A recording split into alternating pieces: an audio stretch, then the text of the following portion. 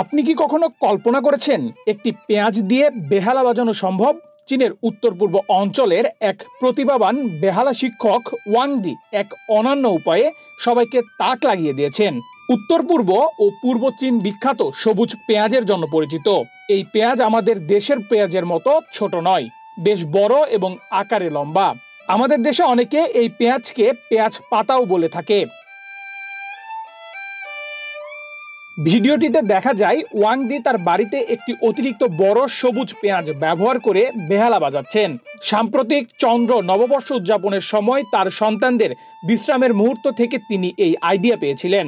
Wang দি হঠাৎ পেঁয়াজ দিয়ে বেহালা কেন কিভাবে বাজানোর কথা চিন্তা করলেন এ বিষয়ে তিনি বলেন, আমি প্রায়ই একসাথে অনেক সবজি কিনি। চন্দ্র উৎসবের সময় আমরা ঘরে অনেক সবজি কিনেছিলাম। আমি যখন অন্য দিনের মতো বেহালা অনুশীলনের বিরতি নিয়েছিলাম, তখন আমার সন্তান সবুজ পেঁয়াজকে বেহালার ধনুক হিসেবে ব্যবহার করেছিল। তখন আমি ভাবলাম তাকে একটু সঙ্গ দেই, এজন্য আমি তার সঙ্গে খেললাম।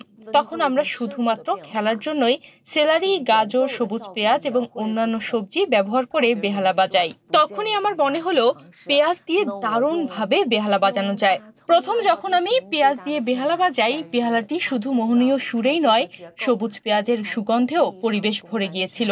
তবে সবুজ পেঁয়াজের গঠন ও উপাদান সবচেয়ে বড় চ্যালেঞ্জ তৈরি করে, কারণ এটি নরম ও ভঙ্গুর।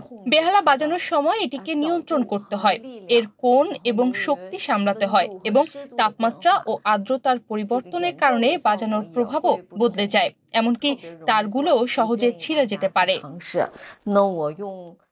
ওয়াং দির এই অভিনব উপায় চীনের সামাজিক যোগাযোগ মাধ্যমে রীতিমতো ঝড় তুলেছে। অনেকে এটিকে মজার, আবার কেউ কেউ একে চরম সৃজনশীল বলে প্রশংসা করছেন।